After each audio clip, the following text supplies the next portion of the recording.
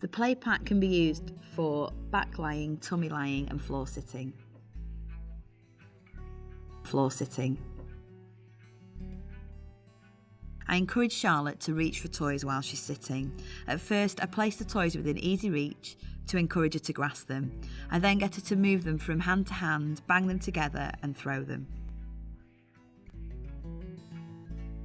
To make the activity more difficult, I place the objects a little bit further away in front of Charlotte, so she has to reach further forward to get them.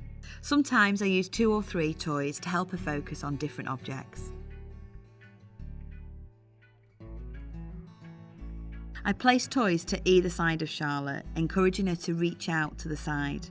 All of these movements help to develop her neck and trunk muscles and also her eye-hand coordination.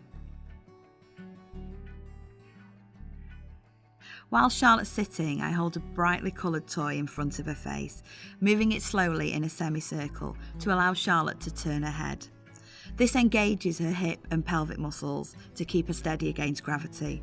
It also uses her trunk muscles to rotate from one side to the other.